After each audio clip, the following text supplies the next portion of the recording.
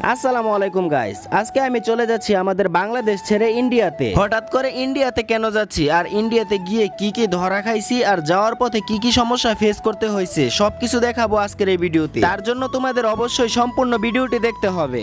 This is হচ্ছে border this is border तो हम लोग হচ্ছে इंडिया पर ढुक रहा है।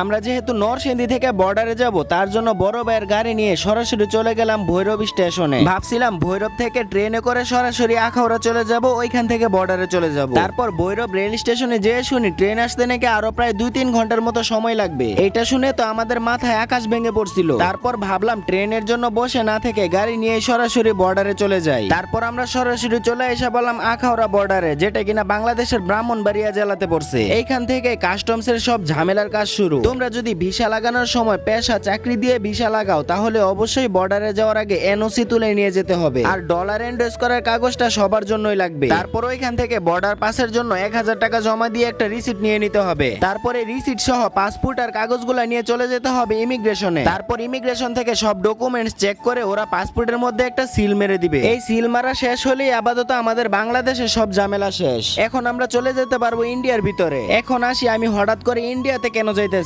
ভারতের প্রধানমন্ত্রী মোদী সরকার আমাকে হঠাৎ করে আর্জেন্ট ফোন দিয়ে বলতেছে একটু ইন্ডিয়া যাওয়ার জন্য। আমার সাথে নাকি একটা আর্জেন্ট মিটিং আছে। উনি আসলে বাংলাদেশের ভিতর দিয়ে ভারতের রেল লাইন ঢুকানোর অনুমতি চাওয়ার জন্য আমাকে তরফ করছিলেন। আমি আবার ওনাকে মুখের উপর সরাসরি না করে দিয়ে চলে এসে পড়ছি। वाह क्या सीन है।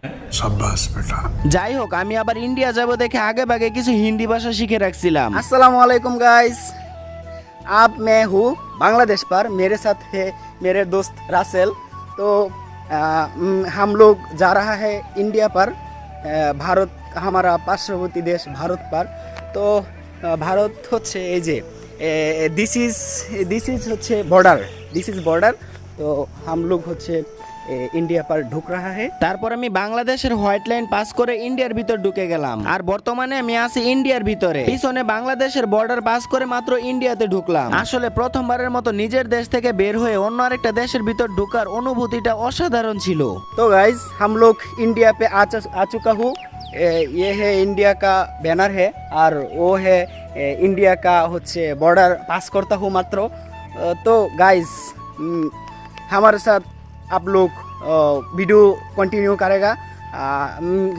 बहुत ज़्यादा मज़ा होएगा, मस्ती होएगा हमारे इंडिया पर ब्लॉग पे। গাইস, আমার এই ভুলভাল হিন্দি ভাষা শুনে উপর থেকে একটা ইন্ডিয়ান আন্টি আমাকে ডাক দিয়ে বলতেছে সঠিকভাবে হিন্দি ভাষা বলতে না পারলে নাকি আমার আবার বাংলাদেশ ব্যাক করে দিবে।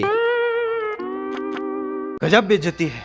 যাই হোক, তারপর আমরা সেম একইভাবে ইন্ডিয়ার ইমিগ্রেশন পাস করে আগরতলাতে ঢুকে গেলাম। আর এইখানে সব থেকে বড় ধরাটা খেয়ে গেছি। আমরা এখন যাব হচ্ছে আগরতলা মেলার মাঠে, যেটা কিনা সিটি সেন্টারের পাশে অবস্থিত। এই বর্ডার থেকে মেলার মাঠের অটো ভাড়া হচ্ছে মাত্র 10 টাকা করে। 10 টাকা বলতে বাংলাদেশের 10 টাকা না, ইন্ডিয়ার 10 রুপি। কিন্তু আমাদের কাছে 4 জনের ভাড়া রাখছে 200 টাকা, যেখানে জনপ্রতি 50 টাকা করে ভাড়া পড়ছে। তো যারা আগরতলা থেকে ইন্ডিয়া ঢোকার প্ল্যান আছে, তারা এই বিষয়টা অবশ্যই মাথায় রাখবেন। প্রয়োজনে এইখান থেকে অটোতে না উঠে একটু সামনে হেঁটে যে তারপর অটোতে উঠবে, কারণ বর্ডারের পাশে যে গাড়িগুলো থাকে ওরা তুলনামূলকভাবে অনেক বেশি ভাড়া নিয়ে থাকে। যাই হোক, তারপর আমরা আগরতলাতে এসে প্রথমে চলে গেলাম একটা হোটেল খোঁজার জন্য। তারপর ওইখান থেকে অনেকগুলো হোটেল দেখে ভালো একটা হোটেলের মধ্যে কনফার্ম করে উঠে গেলাম। আপাতত ভিডিও এখানেই শেষ করতেছি। আগরতলার ভিতরে কি কি করলাম, কোথায় কোথায় গেলাম, সবকিছুই তোমাদের সাথে ভিডিওর মাধ্যমে শেয়ার করে দিব। আল্লাহ হাফেজ।